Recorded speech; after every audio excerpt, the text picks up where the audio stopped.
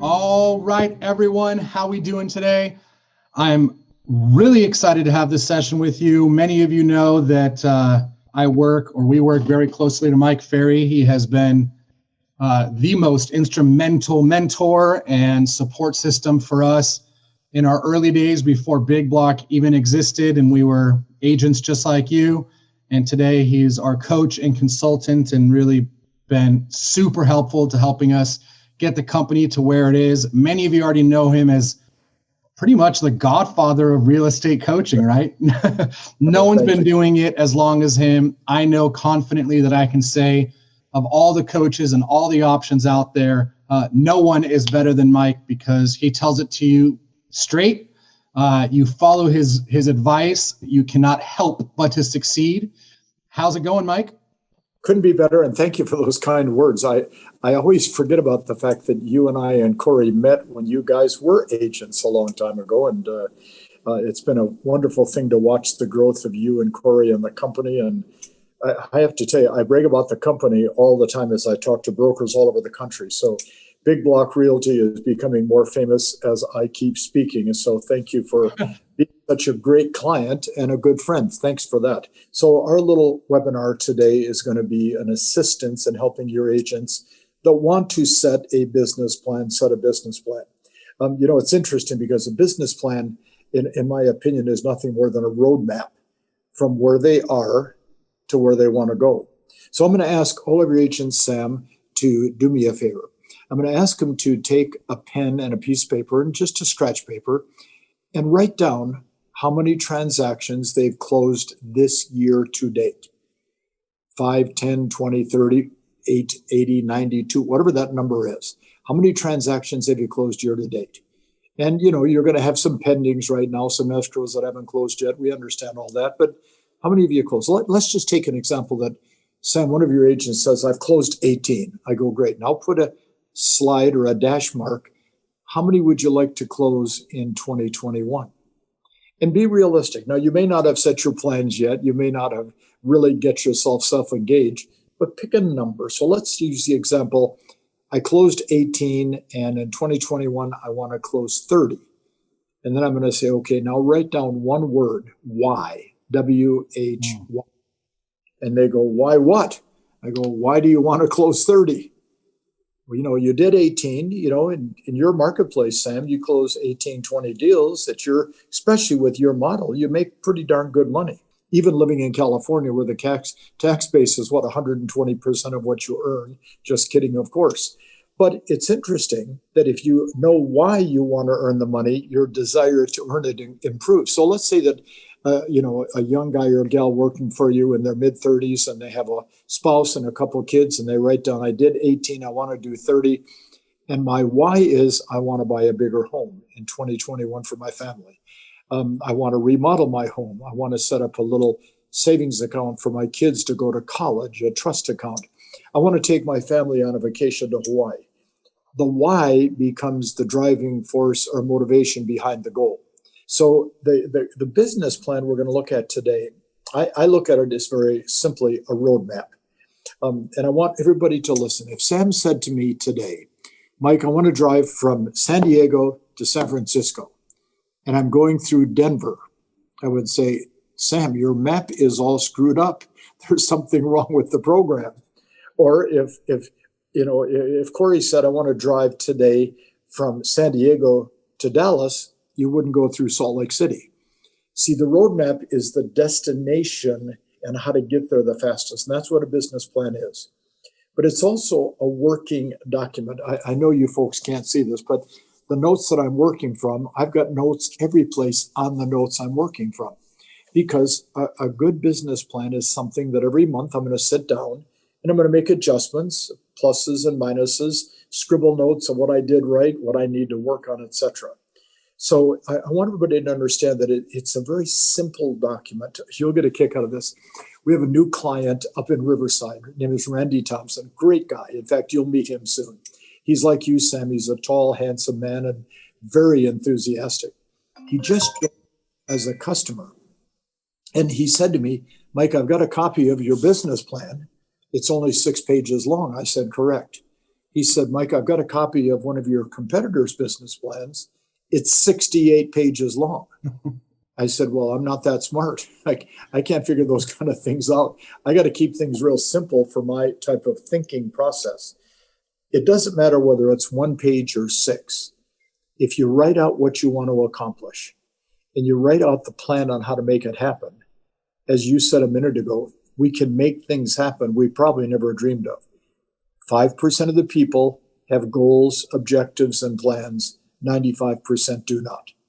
So for most people, it's just a crapshoot every day when they start their day on their business. So we want to help people get around that. I love that. Mike, when I first started coaching with your company, at this point, almost maybe 15, 16 years ago, for the first year, I lied to myself. I lied to my coach. I'm sure you deal with that all the time. And finally, he got fed up with me. He said, Sam, why? Why are you doing this? Why do you want to be in this business? And for me back then, it was really simple. I was like, well, it's simple. I want to go get a CLS AMG Mercedes. Like, that's why I'm doing this. And he said, okay, well, go to the dealership and go get it today, because everybody will do enough to hit their means. Like, they'll do just enough to hit their means. I didn't get qualified for the Mercedes at the time, but I did go across the street and I got a Lexus, which at the time was a big payment for me. And ever since then, I've always gone back to the why. The why is what convinces you or brainwashes you to do the things that you don't want to do. 100%. And you'll get a kick out of this because, folks, Sam and I talk about a lot of personal things as well as business things as we meet each week. At age 30, Sam, I set a goal at age 35 to buy a Rolls Royce. Now I'm 75, so it was a long time ago. And I'll never forget, for 5 years, I had the brochures in my office. I had pictures of the car on the wall. And on my 35th birthday, I walked in and I paid cash and bought a Rolls Royce. Now, it was the dumbest thing I've ever done at that age to do it. But I had set the goal. I said, that is, to me, coming from a very poor family in Garden Grove, California, 12 years of Catholic school, having money was almost taboo and a sin. I was so excited about the opportunity to achieve the goal. The why behind it was simply the fact that I wanted to satisfy a desire, a need that I had. Folks, everybody that's on this call can do better than they've done if they will figure out a good reason for doing it. So the business plan that we're going to look at today revolves around 4 different factors. Number 1 is the goal. Okay, so I'm going to ask everybody to say to themselves, what do I want to accomplish transaction-wise in 2021? Second part of the plan is the skills that are necessary to achieve the goals. So, in Los Angeles now, we have the Los Angeles Chargers, formerly from San Diego. Not very skilled. They've only won 2 games and lost 7. But we have the Los Angeles Rams that have won, I think, 6 and lost 3. Better skills. We have the Los Angeles Dodgers, world champions. Los Angeles Angels can't win a game. It's a skill issue. We have the Los Angeles Lakers, world champions. We have the Los Angeles Clippers, world champions. So a lack of skills. Everything is defined by skills. And in our business, Sam, you and I talk about it, it's the sales skills that define the quality of the agent. So first is setting a goal. Second is the skills. Third is the understanding of numbers. And for the folks, for those that don't know this, Sam is really good at understanding numbers, which makes our coaching so much easier to do because numbers are the business we're involved in. Sam, would you agree with that? Absolutely. And whether you like it or not, numbers don't lie. And oftentimes looking at your numbers makes you look at the things sometimes you don't want to look at. That's right. Well, as a friend of mine said to me one time, numbers don't lie. The people that write the numbers sometimes do. So it's one of those issues. But then the fourth part of a plan is creating the lead generation side of the plan. I got an email virtually 10 minutes before we started this webinar today from an agent. And here's what he said in synopsis. He said, I'm a brand new agent. I don't like prospecting. I don't like calling people. I don't like getting on the phone. I'm not a people person. Tell me what kind of a branding program you can give me so I can do 100 deals my first year. I just wrote back, no, ... call somebody else, because that is not going to happen. Our business revolves around our ability to talk to people. So I'm going to assume, Sam, that all of your people have some type of a goal that they are setting for the year. And remember, guys and gals, the goal should be a number of transactions, not money, because the money side of the deal doesn't add up to the number of transactions, because you might sell a $3 million home and get both sides at 6%, which really screws up your mind because you're making a big paycheck and you've only done one deal. So not money, not gross sales volume. I met a realtor in Newport Beach this past summer. He said to me, Mike, I've done 10 million this year so far. And I went, wow, good for you. How many transactions? 2. And it was the 1st of August. And I said, 2, you're part-time. Do you work at the post office part-time? What do you do for a living? Okay. So we measure our goals by transactions. But Sam, the second part of business planning is the acknowledging what skills we have to perfect and perform at a higher level on. I used to do a little test, and we used to have so much fun with this. I'm going to do it someday with your staff when we see you live again. And the test was around the 10 basic skills: time management, database, effective use of your past client centers of influence, prospecting techniques, lead follow-up, your pre-qualifying process for buyers and sellers, listing presentation, showing property to a buyer, obviously handling objections, closing, and negotiating. So I'm in Seattle, Washington. I got 400 people in the room. Okay, folks, we're going to take the test. So we wrote down the 10 steps. And I said, I want you to honestly say, from a scale from 1 to 10, 1 is the dumbest person in the room, 10 is the smartest. Do a fair evaluation of each of the 10 steps. So they all did. It took about 5-6 minutes. Then I said, I want to know who had the highest score, because a perfect score would be 100. So a lady puts up her hand, and she stood up, very professional, a very, very, very sharp-looking lady. I said, what was your score? She said, 100. I said, I have never had a person score 100. The whole room gave her a big round of applause. It was October. I said, how many deals have you done so far? She goes, 2. I said, 2? How do you do 2 deals when you have a perfect score? She goes, I don't use what I know. I just know what I know. I don't use it. Well, watch. Knowledge is power, but knowledge not used is a waste of energy and time. Mm-hmm.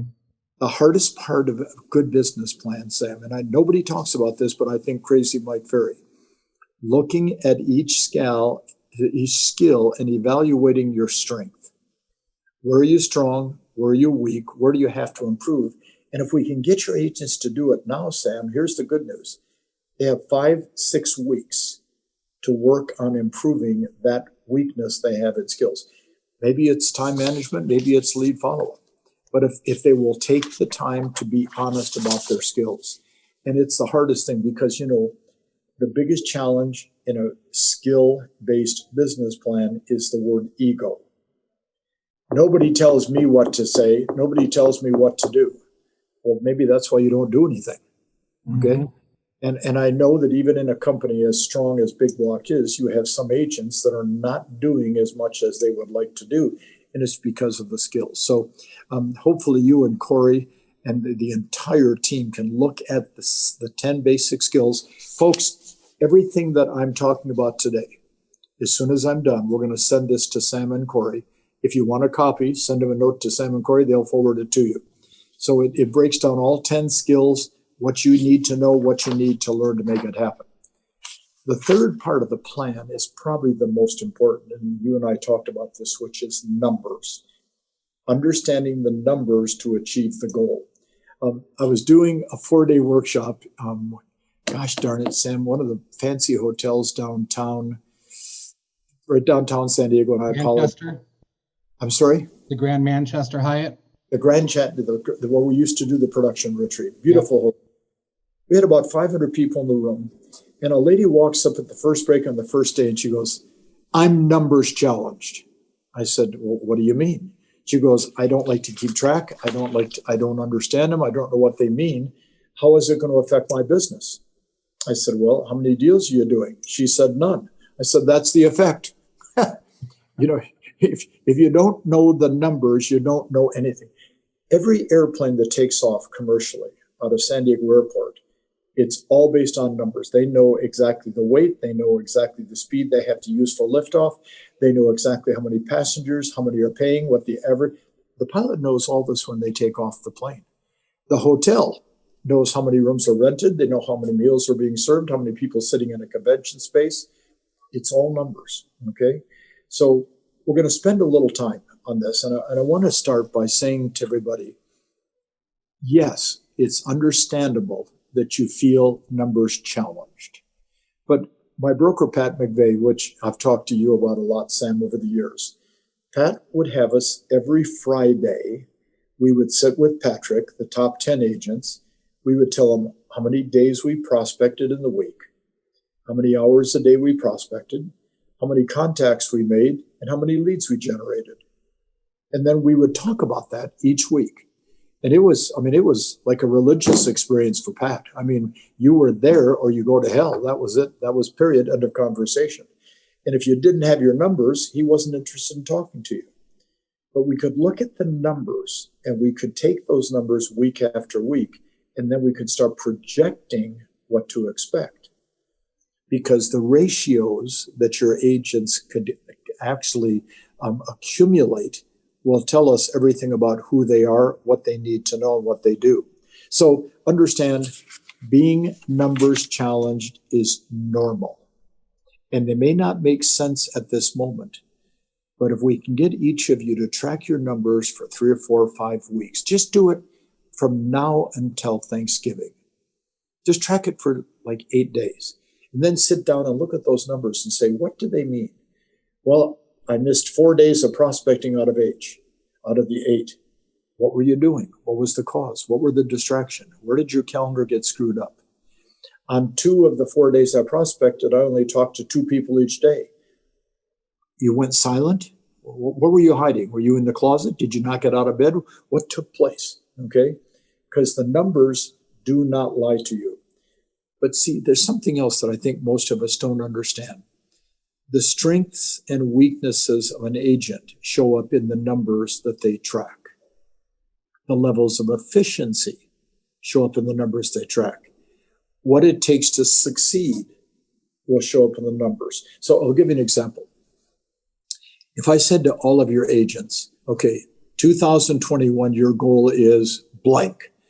Let's say it's 30. I want to do 30. Then I'm going to say, okay, how many of those 30 will come from past client centers of influence, from your database? And they think for a minute and they go, 8. Okay, so I have 30 as the goal. 8, I'm pretty much guaranteed to get. But that means there's 22 that I have to create. All right, if there's 22 I have to create, how many people do I have to talk to create 22? And the answer is 22 people a day, 5 days a week for the year, and I will guarantee you'll get your 22 transactions. People say, well, how do you know? Because I've been doing it for 45 years. Okay, so take the goal minus the database, because you're going to get business from your database if you talk to them. What's left if you talk to that many people a day, 5 days a week, and you do that consistently, it's a no-brainer because you'll become more efficient as you do it. Thoughts, Sam?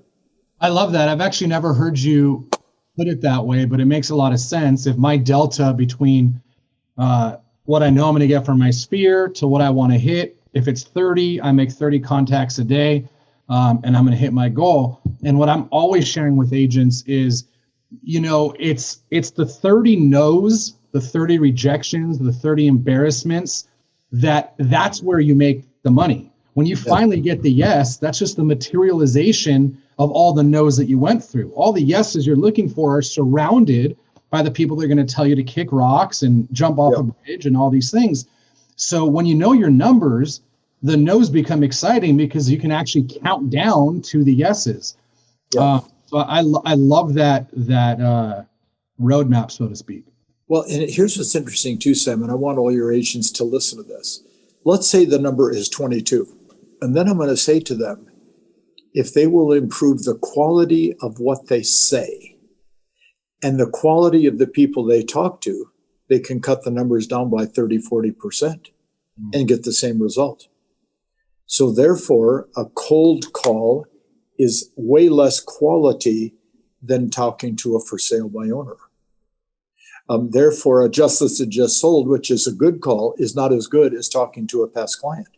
So now if we add quality to our business plan, we can do less numbers of contacts each day and still get the same result. But here's the other thing about numbers that is so important. The numbers, when you understand them, offset the emotional responses that our business brings. Because, we all say that the buyer and the seller experience a lot of emotion, okay? You buy a house, it's very emotional for the family. Many times when they sell their home, it's very emotional because it's where they raise their family and their kids. But how about this? You've got one deal in escrow, your house payment or car payment's due. It's supposed to close on the 13th of the month and the deal falls apart. Oof, that's emotional. That is emotional. Well, the numbers offset the emotions because, see, you won't put yourself in a position of having one transaction that you rely on because your numbers tell you that you have to increase what you're doing to get there. But also, the numbers really are important because they help you make the adjustments you need to make to your business plan as the year progresses. So I can't stress the numbers enough to the agents, and we're going to look at that inside the plan itself in a few minutes. So I also, Sam, want to say to your agents, and I know that I think you have this on Facebook Live also, which is great. Thank you for that. If they have any questions, they can put them in the chat box, of course. Many times they're uncomfortable doing it. So let me give everybody my email address. So if you write down, it's very complicated, mike.ferry, Ferry, at mikeferry.com. Wow, you just gave your real email out. I give it to everybody all the time. And if they have questions, Sam, I will try to answer them all before tomorrow at lunch, okay? If they have any questions at all, after we're done, send in the questions. So the best example, Sam, that I always give about numbers is the efficiencies that we have and where we need to improve pop up when we keep track of our numbers. So the example is NAR states that for every 100 listing appointments an agent goes on, they take 22 listings that will sell. MFO trained agents, and we've tracked this for years, so it's a fact, it's not a fantasy. Every 100 presentations, 70 are taken and sell. Well, the difference of 50 contracts in the course of a year, your average commission check, Sam, in the company now, what, 12, 14,000? Not 12,000. Well, 12,000 times 50, we're talking about some serious money from just learning the process. Right. And numbers every day. You're not doing any more work. You're just maximizing from the work that you're already doing, which is, to me, that much more valuable. 100%. And I want everybody to listen to what Sam said. Both agents made 100 presentations. And let's face it, you get 20 contracts that all sell times 10 or 12,000, you make a lot of money. But 50 is better. And it's the same energy, same time spent. You're just improving the results. Or it goes back to, why does the quarterback of one team complete 52% of the passes? The other quarterback only complete 42%, and the difference in score is 14 points. It's because of the efficiency of the quarterback. It's the skill set. So I want to stress to your agents, the most important thing that we can work on to solidify the plan is the skill set that we have. So this plan we have, Sam, it's so much fun for me because it's 6 pages. And the truth is, the print is big. And it's big because I'm old. I can't see very well. I'm 75 years old. I need bigger print every year. It probably could be 3 pages, but my competitors' business plans are 50, 60, 70 pages long. And quite honestly, I don't know any agent that is doing a lot of business that's going to fill out a 70-page business plan. It's just not going to happen. Agreed. So this plan we have, and again, I think, Sam, you guys have forwarded it to all the agents already, which is thank you for that. The most interesting part of the plan is the first part, which is the recap. And all we're asking you to do is do a real, true, honest evaluation of what you've done for the year. Don't be embarrassed. Don't be upset. It's already taken place. You can't change the past. But there's one number on the plan that is vitally important, and that is number 13, which is the number of days you've worked this year. The U.S. government, Sam, says there are 256 work days in a year. Our average coaching client works about 210. Isn't that interesting? You and I work about 370. We work a little bit more days than there are, and that's what you and I and Corey have to do to run a business. But see, what I want the agents to think about is this. Karen Bernardi calls me about 2 weeks ago.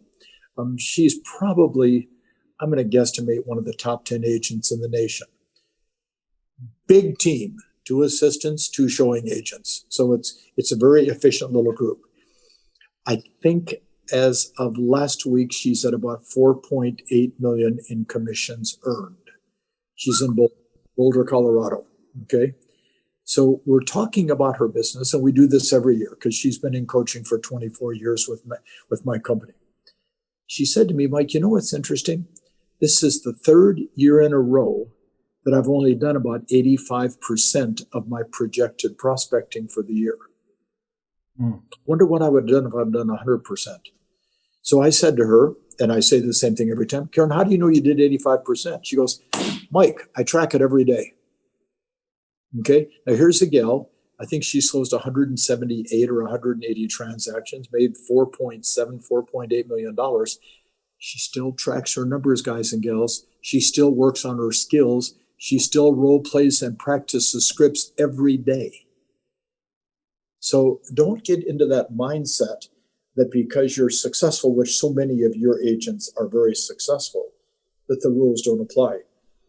Watch. The quarterback of a college or professional team practices everyday basic skills. Okay? LeBron James, one of the great players of all time, still has to practice every day. So this whole thought process about days worked is important because as you lessen the days you work, you lessen, L-E-S-S-E-N, your chances for achieving the goals you've set. You got to put in 220 to 230 days a year. That still gives you a lot of time off, okay? And a lot of time for yourself. The next part of the plan, Sam, is the most simple. Watch. Goals for 2021. What are the goals you have? How much money do you want to make? Close deals? How many appointments will you go on? How many listings of yours will sell? What is your prospecting goal for the year? I get these emails, and I'm so fascinated. Agents that are new, that have bought into all the ways to make money without working, which is a big part of real estate today. And you and I both talk about that. All the magic formulas, magic answers, magic wands, magic pills, drink this Fiji water and you're going to be taller. Listen, I've been drinking it for years and I'm a lot shorter than I was 20 years ago. Okay. It's just called life. So the production goals are just a simple part of the plan. But the key to the Mike Ferry business plan is part 3, which is the daily schedule. All right, everybody pay attention for a moment. If you've got 3 or 4 open escrows and a couple of listings, you're going to spend a couple hours a week making sure your files are progressing. Transaction coordinators, escrow companies, mortgage companies, title companies. You got to make sure your transactions are progressing. Okay, where in your schedule do you want to spend that couple of hours? Let's say you got to spend an hour and a half prospecting, 4 days a week to achieve your goal. Where do you want to do it? You got to do some lead follow-up because if you don't call your leads, guess what? Folks, 70% of your contracts come from lead follow-up, not from the initial contact. You got to do your lead follow-up. Okay, preparation for appointments, which is pre-qualifying. Okay, when do you want to do it? So what I'm going to ask Sam is with a pencil, have them write in a sample schedule for themselves. Share it with you, share it with Corey. Okay, share it with each other, your mastermind, share it with your accountability partners, role play partners. Do it for a week to see how close you can come before you put this in pen. But then once you've perfected it, make this your life. We had a crazy agent in LA. You remember Troy Candelario? Yep. That handsome, well-dressed little Hispanic boy that this guy could sell homes like there was no tomorrow. And he used to say all the time, my schedule is more important than an appointment, because I can't get an appointment unless I follow my schedule. So the schedule actually becomes the key to the whole thing. The last part of our business plan, the fun part, challenges and solutions. What challenges do you face? Okay, and what are the solutions to those challenges? And let's take an example. Let's say that agents write down a challenge. I'm easily distracted because I work out of my home instead of the office. Fine, what's the solution? How are you going to solve that problem? Or they come to the other side and say, I'm easily distracted in the office because all the great agents, we talk all the time. Okay, what's the solution? Okay, challenge. I'm working with, I got 4 transactions right now in escrow with 4 escrow companies. What's the solution? One escrow company. It's called Big Block's Escrows Company. Use one, for God's sakes. Don't be using 4. See, yeah, say that again. And that's how and let me tell you something, guys and gals. This has not been preset by Sam and I. I am the single greatest believer that the most and best real estate agents support the company they work for. Mortgage, escrow, title. When the services of the company are extended to an agent, the agent should use those services, mainly because you as an agent have more control if all your escrows are inside the same company. You have more power with the escrow company to get things done. So there's a solution to every problem. So Sam, let's just summarize some thoughts. First of all, does it make sense to you, the simplicity of the plan?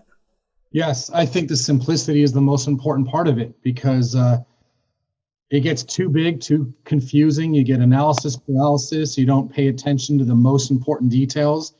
I'm a big believer that simplicity is key. And, everything that I'm hearing you say right now, to me, I'm hearing competitive advantage, right? Yes. Everybody, you want to beat your competition. I want to beat my competition like a drum, right? Like that's how I want to do it.